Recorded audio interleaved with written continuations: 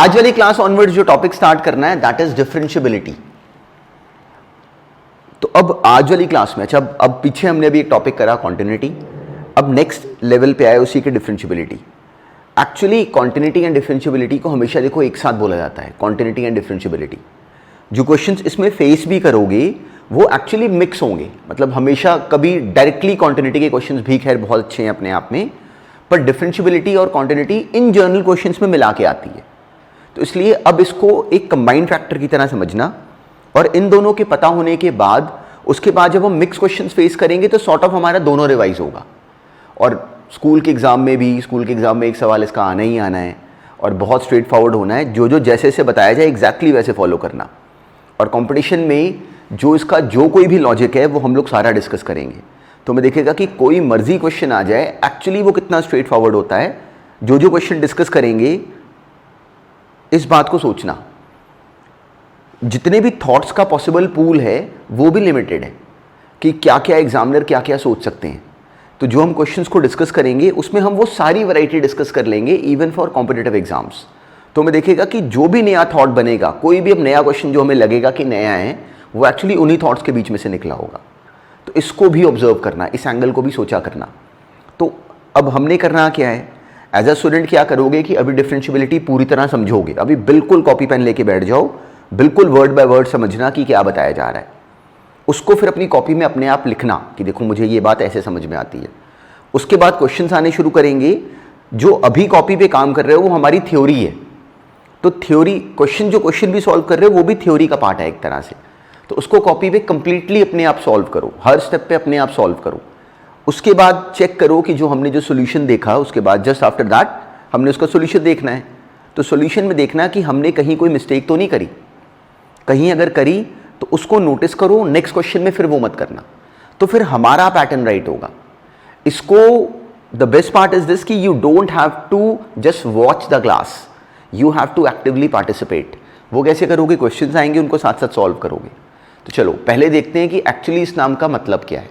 अभी ऑब्जर्व करो, डिफरेंशियबिलिटी नाम को समझने से पहले एक्चुअली पहला काम क्या है कि हम एक और नया नाम समझें जो कि हमने सॉर्ट ऑफ करा होता है पर हमें पता नहीं होता। वो नाम है डेरिवेटिव एट अ पॉइंट। मान लो derivative at x is equal to a। तो किसी पॉइंट a पे हम एक फंक्शन का डेरिवेटिव निकालने लगे हैं। तो अब एक लाइन समझना और याद रखना, एक फंक्शन के डेरिवेटिव का मतलब होता है सिंपली अगर हमें एक फंक्शन दिया जाए तो याद रखना ये बात। अभी क्लियर, हम लोग इस नाम को पहली बार सुन रहे हैं पर इसको एग्जैक्टली अपने माइंड में डालना शुरू करना कि एक फंक्शन के एक पॉइंट पे डेरिवेटिव का मतलब होता है उस पॉइंट पे उस फंक्शन का जो टेंजेंट बनेगा। एक फंक्शन है उसके किसी पॉइंट पे डेरिवेटिव का मतलब होता है उस पॉइंट पे जो फंक्शन का टेंजेंट बनेगा, उस पॉइंट पे कोई फंक्शन का टेंजेंट बनता होगा, वो टेंजेंट कोई एक्स एक्सिस के साथ एंगल बनाता होगा। मान लो अगर हम लोग ये बना के अगर देखें तो ये मैंने कोई फंक्शन का एक पॉइंट लिया, मान लो a। इस पॉइंट a पे मैंने टेंजेंट बनाया, तो इस टेंजेंट का जो स्लोप आएगा वो इस फंक्शन का इस पॉइंट पे आने वाला डेरिवेटिव है। तो डेरिवेटिव एट अ पॉइंट क्या होता है, उस पॉइंट पे बनने वाले टेंजेंट का स्लोप। एग्जैक्टली अपने माइंड में ऐसे डालोगे, इस पॉइंट पे बनने वाले टेंजेंट का स्लोप। तो जब हम किसी फंक्शन का किसी पॉइंट पे डेरिवेटिव निकालते हैं उसका मतलब हम लोग उस फंक्शन का उस पॉइंट पे जो टेंजेंट बनने वाला है उस टेंजेंट का स्लोप फाइंड करने वाले हैं। तो टेंजेंट का स्लोप एक्चुअली क्या होता है, ये एंगल थीटा, तो एक्चुअली टैन थीटा। जो ये m है ये इस फंक्शन का इस पॉइंट पे आने वाला डेरिवेटिव है। तो इस पॉइंट पे डेरिवेटिव का नाम हमने क्लियर याद करो कि हमने बेसिक डिफरेंशिएशन +1 में भी करी थी, 11th में करी होती है और फिजिक्स में भी हमें बताई जाती है। तो एक्चुअली हम क्या निकाल रहे हैं, f' at x is equal to a। ये जो है ये m के बराबर होगा और क्लियर है वो कांस्टेंट है। इस पॉइंट पे जो टेंजेंट बनेगा वो तो एक ही होगा, तो उसका जो स्लोप आएगा वो एक फिक्स वैल्यू होगी। तो अभी हम क्या करने लगे हैं कि हम एक फंक्शन का एक पॉइंट पे डेरिवेटिव क्रिएट करने लगे हैं। कुछ भी याद नहीं करना, हमें सब कुछ समझ में आएगा। तो इसलिए बहुत बेसिक लॉजिक है, उसको देखना। हमें किसी ने एक पॉइंट a दिया, तो इस पॉइंट पे फंक्शन की हाइट कितनी होगी, fa। तो हम चाहते हैं कि हम इस लाइन का टेंजेंट का स्लोप बना दें। तो टेंजेंट का किसी लाइन का स्लोप कैसे बनाते हैं, क्या करते हैं, लाइन के ऊपर के दो पॉइंट्स लेते हैं, y2 minus y1 upon x2 minus x1। Exactly वो करते हैं। तो इसके इसमें टेंजेंट का स्लोप होगा, मान लो हमने इसके पास एक पॉइंट ले लिया x, तो x पॉइंट पे जो हाइट बनी वो ये बनी, मान लो y, तो इसकी वैल्यू कितनी आ गई y माइनस इस पॉइंट पे x जो y कोऑर्डिनेट है वो ये है। तो इस पॉइंट के ऊपर जहाँ पे ये कर्व इस टेंजेंट को टच कर रहा है, इस पॉइंट पे जो कर्व की हाइट है वही लाइन की हाइट है। तो कर्व की हाइट कितनी है यहाँ पे fa, तो एक्चुअली लाइन का स्लोप बना y2 minus y1 upon x2 minus x1, ये बना। सिंपल सी लैंग्वेज में जो स्लोप बना that is this y minus fa upon x minus fa। पर अब प्रॉब्लम ये है कि हमें तो ये टेंजेंट तो पता नहीं है एक्चुअली, हमें तो बस ये कर्व पता है। तो इस टेंजेंट पे जो ये y हम लोगों ने y बनाया वो तो हमें पता ही नहीं है, तो हम एक्चुअली वो y तो ले नहीं सकते। तो as a very close approximation अगर एक काम करें कि जो ये y है अगर इसको और ऊपर ले जाएं तो इस पॉइंट पे फंक्शन की हाइट कितनी होती fx। तो एज अ वेरी, अब नोटिस करो, देखो इस पॉइंट पे लाइन और कर्व आपस में सेम है, सेम हाइट है। थोड़ा सा आगे बढ़ोगे तो धीरे धीरे वो गैप चेंज हो रहा है, वैसे कर्व के ऊपर डिपेंड करेगा, पर चलो इसमें शो हो रहा है कि वो गैप चेंज हो रहा है। तो y minus fa upon x minus a, पर इस पॉइंट पे x और x जो हाइट है, जो fa हाइट है और जो टेंजेंट की हाइट है वो सेम है। तो अगर हम क्या करें कि as a very close approximation जो ये y है जो कि हमें प्रॉब्लम दे रहा है, अगर हम क्या करें कि इस y को हम fx ही ले लें, y को हमने इस हाइट को हमने एज्यूम कर लिया कि यही हाइट है, तो वो ये बन गया। पर क्लियर है कि ऐसा हम तभी कर सकते थे जब जो ये वाला जो x है वो a के बिल्कुल पास हो। देखो क्लियर है, इन दोनों पॉइंटों पे दोनों हाइटें सेम है, अगर उसके बिल्कुल साथ वाला पॉइंट ले लोगे तो वो नियरली सेम होगा, लाइन की हाइट और कर्व की हाइट, मतलब y और fx नियरली सेम होंगे। तो ये हम तभी कर सकते थे जब हमें क्लैरिटी है कि जो x होता वो नियरली a के बराबर होता, तो x को नियरली a के बराबर होना चाहिए। तो ये बना limit x approaching a fx minus fa upon x minus a। अब ये लिमिट हम सॉल्व कर सकते हैं। अब पूरी तरह अपने माइंड में घोट लो, हमें क्लैरिटी होनी चाहिए कि हमने किसी फंक्शन का eight a point a derivative की डेफिनेशन बना दी। वो क्या है, limit x approaching a fx minus fa upon x minus a। ये हमें याद हो गया, ये हमें क्लियरली याद हो गया। कोई बोलेगा एक फंक्शन का डेरिवेटिव बनाओ एट अ पॉइंट, तो हमें समझ में आता है लाइन के स्लोप से हमने इसको बनाया कैसे था। कोई नहीं पूछेगा इसका प्रूफ करके दिखाओ, पर हमें पूरी तरह पता है कि हमें इसकी पूरी तरह बात समझ में आती है कि इसका प्रूफ भी कैसे था। तो ये हमें याद है, f dash x at x is equal to a, इसी को एफ डैश ए भी बोल लेते हैं डायरेक्टली। तो ये बराबर होता है limit x approaching a f x minus f a upon x minus a. तो ये है इसकी बेसिक डेफिनेशन। अच्छा, अब बड़ी इंपॉर्टेंट बात समझना, ये क्यों करा, मतलब मेरे मन में सवाल आता है कि ये क्यों करा, derivative at x is equal to a निकालने का क्या मतलब है। तो अब इस चैप्टर में जो अब डिफरेंशियबिलिटी हम टॉपिक करने लगे हैं, उस चैप्टर में समझो कि काम क्या है। डिफरेंशियबिलिटी चैप्टर में हमारा काम ये है कि वो हमें क्वेश्चंस देंगे, हमें सवाल आएंगे। अब क्लियर, जैसे हमने कॉन्टिन्यूटी में क्या चेक करा कि चेक करो कि एक फंक्शन एक पॉइंट पे कॉन्टिन्यूस है कि डिसकॉन्टिन्यूस है। तो हमने एक इमेज बनाई कि हमने क्या करना होता है कि ये पता करना होता है कि उस फंक्शन का धागा उस पॉइंट पे टूटा हुआ है कि जुड़ा हुआ है। वैसे ही डिफरेंशियबिलिटी में अब काम ये है कि हमने अब ये पता करना होता है, हमें चैप्टर में क्वेश्चंस आने वाले हैं। डिफरेंशियबिलिटी में हमारा काम ये है कि ये पता करो कि उस पॉइंट पे फंक्शन का डेरिवेटिव एग्जिस्ट करता है कि नहीं एग्जिस्ट करता। हमें क्वेश्चन आएगा, वो हमें बोलेंगे कि चेक करो कि इस फंक्शन का डेरिवेटिव इस पॉइंट पे एग्जिस्ट करता है कि नहीं करता। डेरिवेटिव क्या होता है, सिंपली टेंजेंट का स्लोप। तो अब मेरे मन में पहला थॉट ये आता है कि भाई डेरिवेटिव का स्लोप तो एग्जिस्ट करेगा, उसमें प्रॉब्लम क्या है। कोई भी फंक्शन लोगे, उस पर टेंजेंट बनाओ, उसका स्लोप निकाल दो, तो वो उसका डेरिवेटिव आ गया, वो तो एग्जिस्ट करेगा ही करेगा। तो वो थॉट में गलती है, और नोटिस करना कि वो गलती क्या है। पहली काम की बात यह है कि हर फंक्शन का हर पॉइंट पे डेरिवेटिव एग्जिस्ट नहीं करेगा। कैसे, मान लो कि अगर कोई फंक्शन कॉन्टिन्यूस ही ना हो, मान लो कोई फंक्शन है ऐसा जो कि कॉन्टिन्यूस ही नहीं है, किसी पॉइंट ए पे मान लो फंक्शन का ग्राफ अगर टूटा हुआ है। डिफरेंशियबिलिटी चैप्टर में हमने करना क्या है, हमने पता करना है कि एक फंक्शन का एक पॉइंट पे डेरिवेटिव एग्जिस्ट करता है कि नहीं करता, ये हमारा काम है। तो अब हमने देखना है कि प्रॉब्लम कब कब आती है। तब प्रॉब्लम आती है कि अगर मान लो कि एक फंक्शन एक पॉइंट पे डिसकॉन्टिन्यूस हो जाए। तो किसी पॉइंट पे फंक्शन अगर डिसकॉन्टिन्यूस ही हो गया तो हमें समझ में आता है कि उस पर टेंजेंट कैसे बनाओगे। तो हमें समझ में आया कि हाँ, ये बात तो है कि अगर एक फंक्शन एक पॉइंट पे कॉन्टिन्यूस ही नहीं है तब उस पॉइंट पे हम टेंजेंट तो बना ही नहीं सकते। क्यों? क्लियर है? टेंजेंट क्या, उसको टच करती लाइन है, यहाँ तो कर्व ही टूटा पड़ा उस पॉइंट के ऊपर, तो टेंजेंट तो बनेगा नहीं, और टेंजेंट नहीं बनेगा तो स्लोप नहीं निकलेगा, स्लोप नहीं निकलेगा मतलब डेरिवेटिव नहीं आया। तो यहाँ से हमारे माइंड में पहली पिक्चर आई कि एक फंक्शन का एक पॉइंट पे डेरिवेटिव एग्जिस्ट करने के लिए पहली शर्त तो ये है कि उसको उस पॉइंट पे कॉन्टिन्यूस होना चाहिए। क्यों? क्योंकि अगर उस पॉइंट पे ग्राफ ही टूटा होगा तो कॉन्टिन्यूटी खत्म, डिफरेंशिएबिलिटी खत्म। क्लियर? कोई सेंस ही नहीं बनता। ये पहली अकल है। तो this is the first point. Exactly ऐसे ही नेक्स्ट पॉइंट ये है कि एक फंक्शन का एक पॉइंट पे डेरिवेटिव एग्जिस्ट करने के लिए, बड़े काम की बात है, सुनना इसको ध्यान से। कोई सोचो कोई कर्व अगर ऐसे का हो कि वो कर्व, मान लो कोई कर्व अगर बना के दिखाऊं, मान लो ये कोई कर्व है। इस कर्व के केस में नोटिस करो कि at this point x is equal to a, इस पॉइंट a पे नोटिस करो, इस कर्व की एक तरह से नोक बन रही है। क्लियर कि यहां पे एक पॉइंटेड सिचुएशन आ रही है, कर्व कॉन्टिन्यूस है लेकिन इस कर्व की इस पॉइंट पे नोक बन रही है। तो जिस पॉइंट पे कर्व की नोक बनेगी हमें दिखता है कि उस पॉइंट पे कोई यूनिक टेंजेंट नहीं बनेगा। इस पॉइंट पे अगर हम टेंजेंट बनाने जाएं तो there would be no unique tangent. तो अगर कोई टेंजेंट नहीं बनेगा तो उसका स्लोप नहीं निकलेगा, और स्लोप होता है डेरिवेटिव। यहां से हमें सेकंड शर्त समझ में आई कि अगर कोई कर्व कॉन्टिन्यूस ना हो, खत्म वहां पे कहानी। लेकिन अगर कोई कर्व कॉन्टिन्यूस हो लेकिन उस कर्व की किसी पॉइंट पे नोक बनती हो, तो भी हमें क्लियरिटी है without doing anything that curve would be non differentiable at that point. इसका मतलब ए वाले पॉइंट पे ये वाला कर्व नॉन डिफरेंशिएबल हो गया, कॉन्टिन्यूटी वाली शर्त पूरी है यहां पे, लेकिन उसके बाद नोक बन रही है इसलिए नॉन डिफरेंशिएबल है। तो ये है इस पूरे चैप्टर का crux on a very basic term.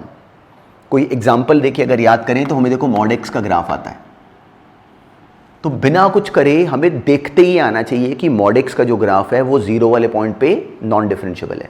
क्यों नॉन डिफरेंशिएबल है? क्योंकि जीरो पे इसकी नोक बनती है। एग्जैक्टली हमें ऐसे पता होना चाहिए। अब अपने अगर उसमें याद करो, हमें मॉड ऑफ साइन एक्स का ग्राफ आता है, तो मॉड ऑफ साइन एक्स हमें समझ में आता है कि ये ग्राफ है। तो विदाउट डूइंग एनीथिंग हमें समझ में आता है कि 0 पाई 2 पाई माइनस पाई, हर एक n पाई के ऊपर mod of sine x non differentiable है। क्यों? क्योंकि उसकी नोक बनती है। एग्जैक्टली ऐसे समझ में आना चाहिए। तो अब मॉड ऑफ साइन एक्स का ग्राफ हम जानते हैं, मॉड ऑफ एक्स का ग्राफ हम जानते हैं, ऐसे बहुत सारे ग्राफ्स जो कि हम जानते हैं, वहां तो हम देखते ही पकड़ लेते कि ये वाला ग्राफ इस पॉइंट पे नॉन डिफरेंशिएबल है। पर अब हमें हर फंक्शन का ग्राफ तो आता नहीं, तो चलो सबसे पहले हमारे माइंड में ये पिक्चर क्लियरली होनी चाहिए कि एक कर्व के एक पॉइंट पे डिफरेंशिएबल होने के लिए हमारी दो रिक्वायरमेंट्स हैं। पहला ये कि उसको उस पॉइंट पे कॉन्टिन्यूस होना चाहिए, दूसरा ये कि उस कर्व की उस पॉइंट पे नोक नहीं बननी चाहिए। पर अब नोक वाली बात, ये ग्राफ तो हम जानते थे, तो इनको तो हमने इजीली हैंडल कर लिया।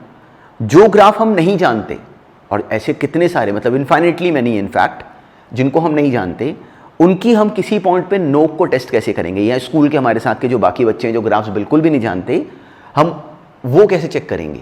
तो उसके लिए एक लॉजिक अब देखते हैं, पर पहले इस सारे पॉइंट को पूरी तरह अपने माइंड में डालो। हमने एक कर्व की एक पॉइंट पे डेरिवेटिव की डेफिनेशन बना ली, दिस इज वेरी इंपॉर्टेंट। यहां से निकलनी है अब सारी कहानी। ये जिस रीजन से करा वो हमें अब समझ में आएगा। तो सबसे पहले इस पॉइंट को नोटिस करो। अब नेक्स्ट देखते हैं। अब देखो कोई स्कूल में इन जनरल बच्चा है जिसको ग्राफ नहीं आता, तो उसको अगर मान लो कहा जाए कि ये पता करो कि इस कर्व की इस पॉइंट पे नोक बनती है कि नहीं बनती, तो वो कैसे पता करेगा? वो इन जनरल पहले चेक करेगा कि फंक्शन इस पॉइंट पे कॉन्टिन्यूस है कि नहीं। कॉन्टिन्यूटी का पूरा सवाल हमारे सामने आ गया। अब नोक की टेस्टिंग के लिए क्या करते हैं, इसको नोटिस करना। देखो हमने अभी एक टर्म बनाई, derivative at a point x is equal to a। तो एक्चुअली क्या होता है कि कोई कर्व अगर मान लो ऐसा हो कि उसकी किसी पॉइंट a के ऊपर नोक अगर ना बनती हो, अगर उस पॉइंट a पे नोक ना बनती हो, तो अगर मान लो कि अब जो डेरिवेटिव की हमने डेफिनेशन बनाई, अब उसमें नया नाम क्या है? एक नाम है left hand derivative. Left hand derivative कोई स्पेशल नाम नहीं, बस हमें समझ में आना चाहिए कि इसका सेंस क्या है। लेफ्ट हैंड डेरिवेटिव का मतलब क्या है कि जो हमने टर्म बनाई लिमिट x अप्रोचिंग a वाली, उसको हम लेफ्ट हैंड साइड से अप्रोच करें।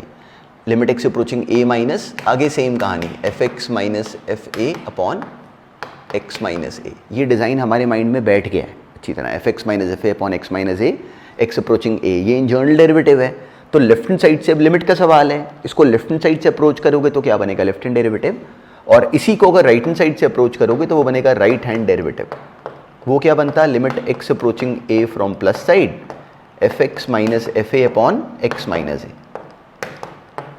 तो अब इसमें काम की बात यह है कि कोई फंक्शन का किसी पॉइंट पे अगर नोक नहीं बनती तो इसको नोटिस करना।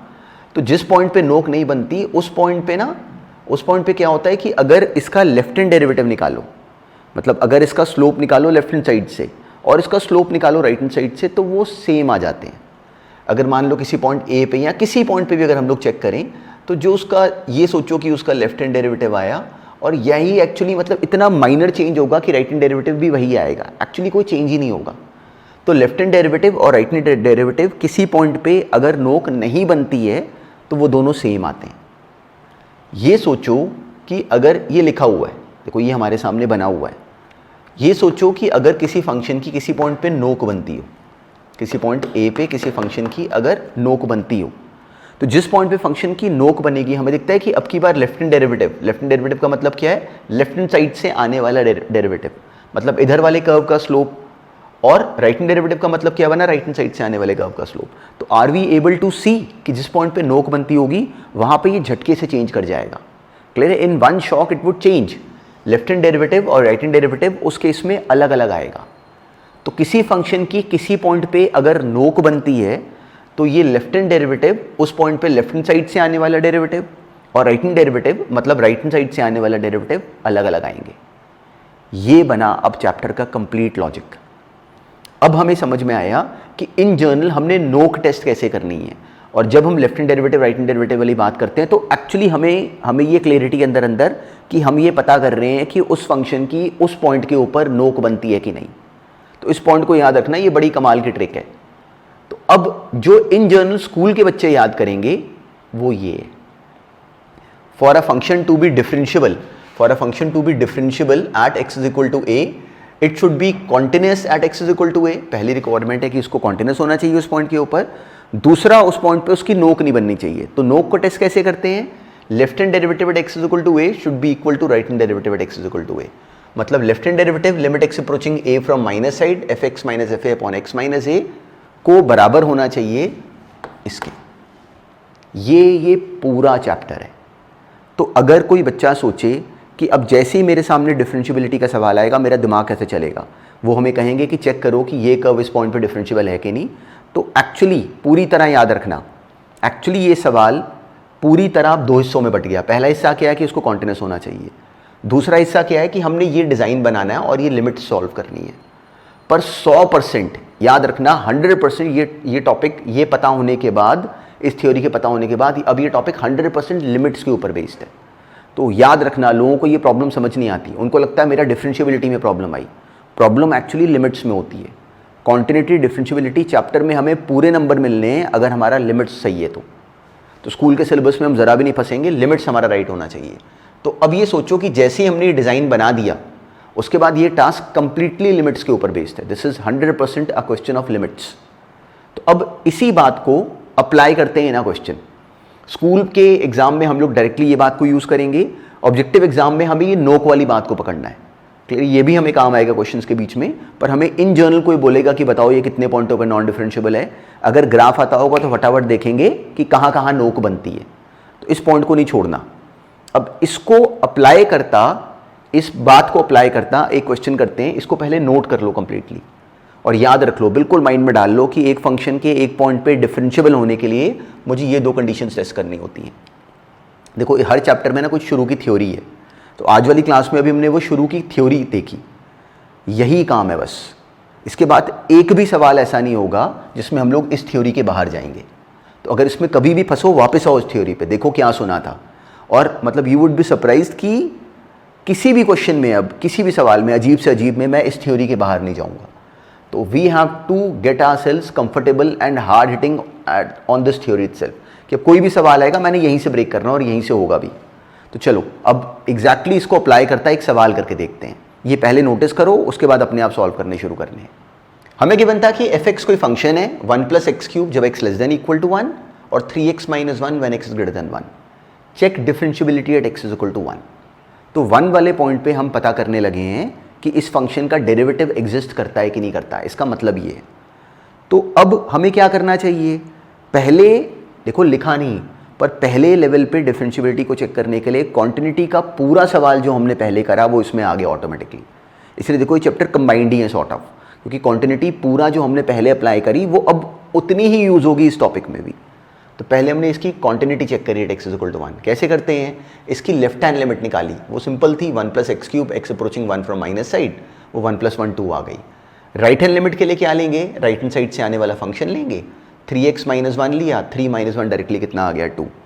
तो left hand limit right hand limit के बराबर आई। वैल्यू ऑफ फंक्शन कहाँ से निकालना था, देखो इक्वालिटी यहाँ पे है, तो f(1) कितना बनता है इस क्वेश्चन में, वो सिंपली आ गया 1 + 1 2। तो left hand limit right hand limit value of function तीनों आ गए सेम। अब क्योंकि तीनों सेम हैं तो हमें क्लैरिटी है कि ये फंक्शन इस पॉइंट पे कॉन्टिन्यूअस तो है। अब आया अगला काम, डिफरेंशियबिलिटी में हमने क्या निकालना है, लेफ्ट हैंड डेरिवेटिव और right hand derivative. Left hand derivative के लिए मेरे दिमाग में ये डिज़ाइन फिटेड है, ये डिज़ाइन फिटेड है, fx - fa upon x - a limit x approaching a from minus side. तो मुझे वो डिज़ाइन लिखना है अपनी कॉपी में पहले। fx जब x को मैं 2 फ्रॉम माइनस साइड करूँगा, जब x को मैं 1 फ्रॉम माइनस साइड करूँगा, तो मुझे समझ में आता है कि ये क्या बनेगा, मतलब मेरी कॉपी में टर्म क्या होनी चाहिए, एग्जैक्टली ये fx जब x को 1 से कम लोगे तो fx क्या लोगे, 1 + x³। देखो लिखा fx - f of a, मतलब f(1) वो कितना था 2 अपॉन x - a। ये डिज़ाइन बनाना है। तो अब ये लिखने के बाद अब 100% ये क्वेश्चन एक्चुअली लिमिट्स का है। टर्म क्या बन गई, x³ - 1 अपॉन x - 1, वो हमें दिखता है कि x की पावर n माइनस a की power n upon x - a बन गया। किसी ने इसको डायरेक्टली भी वैसे फैक्टराइज करके कर लिया हो, क्वेश्चन सिंपल था, इसका आंसर 3 आ गया। तो अब this was a question of limits. ऐसे ही हमने निकाला इसका राइट हैंड डेरिवेटिव, ये हमने क्या निकाला, left hand derivative, this is left hand derivative. अब निकाला हमने इसका right hand derivative at x is equal to 1। तो जब 1 पे हमने इसका राइट हैंड डेरिवेटिव निकाला तो हमारी टर्म क्या बनती, fx x1 से बड़ा पे क्या है, fx - fa which is 2 upon x - a। ये कितना आ गया, 3x - 3 अपॉन x - 1। तो दिखता है 3 कॉमन है कि x - 1 कट गए, इसका आंसर भी 3 आ गया। तो इस क्वेश्चन में left hand derivative right hand derivative के बराबर आया, फंक्शन पहले से कॉन्टिन्यूअस था। तो हमें देखते क्लैरिटी है कि इस पॉइंट पे डिफरेंशियबल है at x is equal to 1। तो हमारी कॉपी में लिखा होता कि fx इज डिफरेंशियबल, बस क्लियर है, ऐसे बॉक्स बना के सिंबल बना दिया। स्कूल में डायरेक्टली ऐसे मत करना, पर लिखने में हम लोग अभी टाइम वेस्ट नहीं करेंगे। Differentiable at x is equal to 1। तो fx is differentiable at x is equal to 1 कैसे पता चला, left hand derivative right hand derivative के बराबर है, कॉन्टिन्यूअस ये पहले से था। तो अब जो नेक्स्ट क्वेश्चन है उसमें एग्जैक्टली इस बात को अब खुद अप्लाई करो। सेम, बिल्कुल सेम वैरायटी का क्वेश्चन है, कोई और लैंग्वेज, पर नेक्स्ट क्वेश्चन को अब इजीली अपने आप ब्रेक करो। याद रखना कि कॉन्टिन्यूटी होने के बाद हमने एग्जैक्टली ये डिज़ाइन बनाने होते हैं दोनों तरफ, और उसके बाद ये लिमिट के सवालों को सॉल्व करना है। अगर कोई फंक्शन किसी पॉइंट पे कॉन्टिन्यूअस नहीं आएगा, याद रखना, कई बार ये बच्चे बहुत ऑर्डिनरी मिस्टेक कर जाते हैं। कोई फंक्शन अगर किसी पॉइंट पे कॉन्टिन्यूअस नहीं है तो आगे हमें कुछ और देखने की ज़रूरत ही नहीं है, वो नॉन डिफरेंशिएबल हो गया। इस मिस्टेक पे कभी ना जाना। कई बार बच्चा कॉन्टिन्यूअस नहीं होता उसके बाद भी ये निकालने लगता है, तो हमने बिल्कुल भी ऐसे ही बिल्कुल भी जोन में नहीं जाना। अगर कॉन्टिन्यूअस नहीं है, ख़त्म बात, डिफरेंशिएबल नहीं है। तो चलो अब नेक्स्ट क्वेश्चन में एग्जैक्टली इस पॉइंट को अप्लाई करो। अब देखो, अभी हमने ये सिंपल सा क्वेश्चन सॉल्व करा, हमें कहा गया था कि इसकी डिफरेंशियबिलिटी चेक करो at the point x is equal to 3। तो क्या करेंगे, पहले 3 पे इसकी लेफ्ट हैंड लिमिट निकालेंगे। पहला पार्ट क्या है, continuity at x is equal to 3, इसको लिखोगे अपनी कॉपी में। अगर नहीं लिखा तो नेक्स्ट क्वेश्चन में इसको लिखना। देखो अभी थ्योरी बना रहे हो, आपने इसको यूज़ करना है ऑलमोस्ट आफ्टर एन ईयर, अब से 6, 7, 8 महीने बाद यूज़ करना है। तो हमारी कॉपी में बिल्कुल राइट तरीके से लिखा होना चाहिए कि हमें देखते ही याद आए। तो पहला पार्ट क्या है, continuity at x is equal to 3। क्या करोगे, उसके लिए लेफ्ट हैंड लिमिट निकालोगे। 3 माइनस, तो जब 3 से कम लोगे तो फंक्शन ये ऊपर वाला आ गया, इसकी लिमिट निकाली 36 - 13 which is 23। Right hand limit निकाली, उसके लिए फंक्शन ये नीचे वाला लिया, वो भी आ गया 23। वैल्यू ऑफ फंक्शन निकाली, यहाँ लिखा नहीं हुआ, f(3) भी निकाल के दिखाओगे। f(3) कहाँ से निकालोगे, अब की बार इक्वालिटी यहाँ है तो यहाँ से निकालोगे, वो भी सेम आ जाएगा, 18 + 5 विच इज़ 23। तो क्योंकि तीनों सेम आ गए इसलिए function is continuous at x is equal to 3। 3 की बात कर रहे हैं, केवल 3 वाले पॉइंट पे हम चेक करने लगे हैं। अब हमने इसका डेरिवेटिव क्रिएट करना था। अब क्या करना है, इसका लेफ्ट हैंड डेरिवेटिव बनाया, limit x approaching 3 from minus side. ये डिज़ाइन बनना चाहिए था, fx - f(3) which was 23 upon x - 3। इस लिमिट को सॉल्व करने लगे, ये सिंपल सी थी। अब ये 12 कॉमन आके x - 3, x माइनस 3 कैंसिल, ये आ गया 12। तो इसका लेफ्ट हैंड डेरिवेटिव क्या बना 12। राइट हैंड डेरिवेटिव के लिए हमने उसका डिज़ाइन बनाया fx minus fa which is 23 upon x minus 3। फिर से क्लियर है, टर्म कैंसिल हो रही हैं, डायरेक्टली 2 कॉमन आ गया, x स्क्वायर माइनस 9 वो फैक्टराइज हो गया, टर्म कटी और 3 प्लस 3 ये कैंसिल हो गया, ये आ गया 6 इंटू 2 12।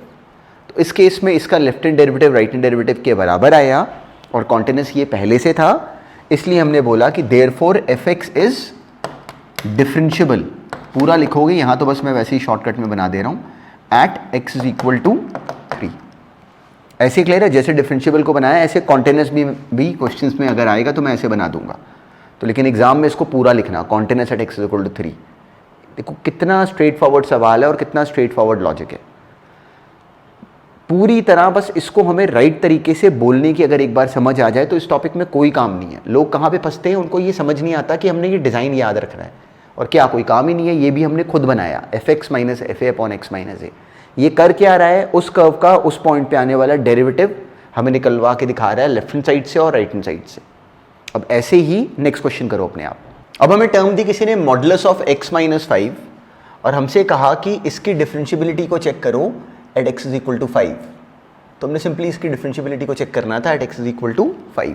तो अब क्या करें, सिंपली पहले क्या करना था, इसकी कॉन्टिन्यूटी चेक करी, 5 पे इसकी लेफ्ट हैंड लिमिट निकाली वो भी 0, राइट हैंड लिमिट निकाली वो भी 0। तो left and right hand limit तो आ गई 0 और वैल्यू ऑफ फंक्शन 5 पे निकाली वो भी 0। तो इस रीजन से ये कॉन्टिन्यूस तो आ गया, continuous at x is equal to 5। तो fx is continuous at x is equal to 5, ये तो हमने कर लिया।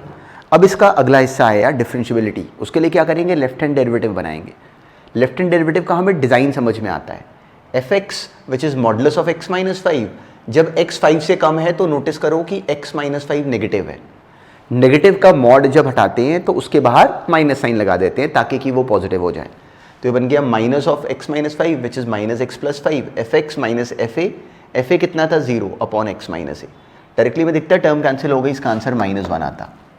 अब इसका राइट हैंड डेरिवेटिव बनाओ, तो जब x को 5 से बड़ा लोगे तो x माइनस 5 कैसा हो जाएगा, पॉजिटिव। तो उसका मॉडुलस हम एज इट इज हटा लेते हैं। पॉजिटिव टर्म का मॉडुलस क्या करते हैं कि इसका मॉडुलस एज इट इज हटाते हैं, तो क्लियर है वो तभी पॉजिटिव है पहले से ही। fx minus fa upon x minus a, दोनों टर्म्स कटी, ये भी आ गया 1। तो लेफ्ट हैंड डेरिवेटिव कितना आया -1, राइट हैंड डेरिवेटिव कितना आया 1। Left hand derivative at x is equal to 5 is not equal to right hand derivative at x is equal to 5। तो it is non differentiable at x is equal to 5। It is non differentiable at x is equal to 5। बस इस point की बात हो रही है। कई बार बच्चों को लगता है कि ये किसी पॉइंट पर डिफरेंशिएबल नहीं है, वो गलत लॉजिक है। और अगर याद करो तो हमें मॉडुलस ऑफ x माइनस 5 का वैसे ही ग्राफ आता है। तो हमें दिखता है कि हमें ग्राफ देख के भी ये समझ पहले से थी कि इसने 5 पे नॉन डिफरेंशिएबल ही आना है, क्यों, उसकी नोक बनती है। तो नोक जो बनती है उससे एक्चुअली हुआ क्या, left hand derivative left hand side से देखो इस लाइन का स्लोप कितना आ गया -1, right hand derivative right hand side से इस लाइन का स्लोप कितना आ गया 1। वही हमने मैथमेटिकली निकाल के दिखा दिया, जो कि हम ग्राफिकली ऑब्जर्व कर पा रहे हैं।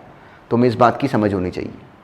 अच्छा, अब एक बात को और नोटिस करना, कई बार क्वेश्चंस में अब अगर मान लो जब हमने ये डिज़ाइन बना दिया उसके बाद हमें समझ में आता है कि क्वेश्चन 100% लिमिट्स का है। तो अब उस लिमिट के सवाल में अगर हमें नीड पड़े तो वही क्वेश्चन को हम h मेथड से भी कर सकते थे। लिमिट का सवाल है, limit x approaching a minus को हम लिख सकते हैं ना, x की जगह a माइनस h। तो ये बन जाता है fx मतलब f of a minus h minus fa upon a minus h minus a। तो ये डिज़ाइन बन जाता है। हमने किसी क्वेश्चन में अभी तक यूज़ नहीं करा, पर हमारे माइंड में ये क्लैरिटी होनी चाहिए।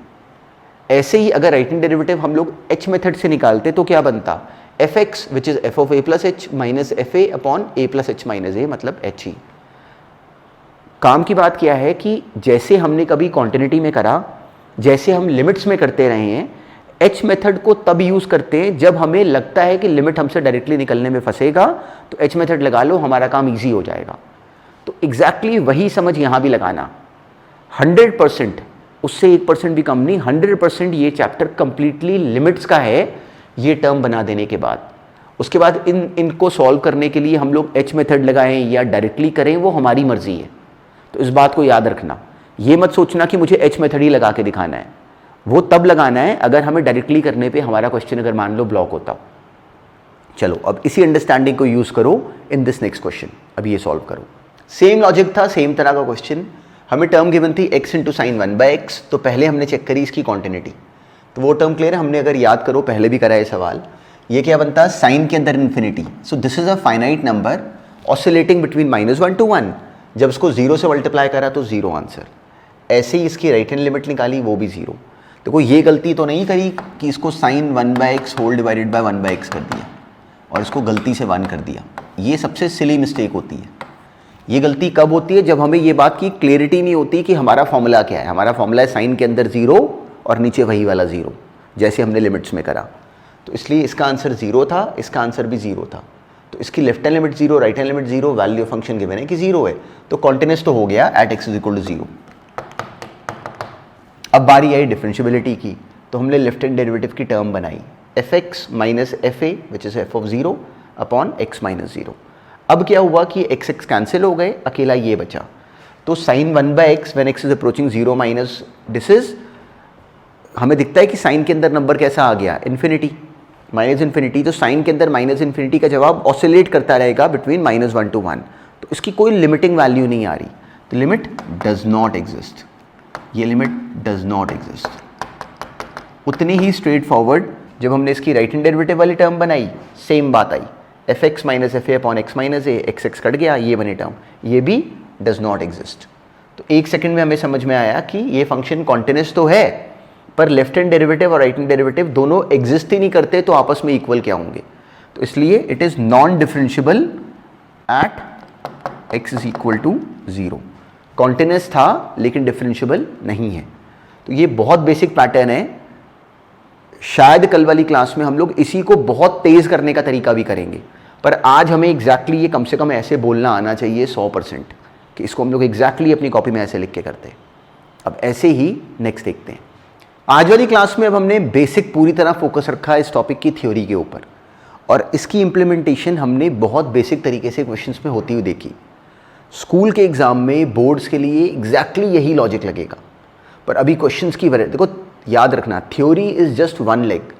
लोग गड़बड़ क्या करते हैं कंपटीशन की प्रिपरेशन में भी, उनको लगता है कि थ्योरी कर ली क्वेश्चंस हो जाएंगे। क्वेश्चन नहीं होते सॉल्व, क्वेश्चन होते हैं सॉल्व जब हमें समझ में आता है कि हमें एग्जामिनर कैसे कैसे घुमा सकते हैं, और हम लोग के माइंड में वो सारे पैटर्न्स बनने शुरू हों कि हाँ ये आया तो ऐसे सोचेंगे, इस सिचुएशन को ऐसे डील कर सकते हैं। वो मेन टास्क है। थ्योरी सबसे पहला लेग होता है और 99% बच्चे वहीं पर रुक जाते हैं। तो कंपटीशन क्लियर करने के लिए हमारा सेकंड लेग पे जाना ज़रूरी है, दैट इज़ थ्योरी कर ली, बहुत छोटी बात है। मेन काम क्या है कि सवालों में हमें कैसे घुमाया जा सकता है। तो आज वाली क्लास में हमने मेन सबसे पहला काम करा, that was the theory leg. Next class में एग्जैक्टली इसी के आगे चलना है कि एक्चुअली होगा क्या, क्वेश्चंस में हमें कैसे ब्लॉक करेंगे। तो नेक्स्ट क्लास कंप्लीटली बेस्ड होगी ऑन मिक्स क्वेश्चंस। तो जो आज वाली क्लास में काम करा उसमें अगर कोई पॉइंट भी अगर फंसा, उसको फिर से जाके देखो, उसको फिर से रिकॉल करो, अपनी कॉपी में अपने हाथ से लिख के देखो कि ये टर्म है, हमने ये बातें याद रखनी है। चलो बस इतने काम को रिवाइज करो।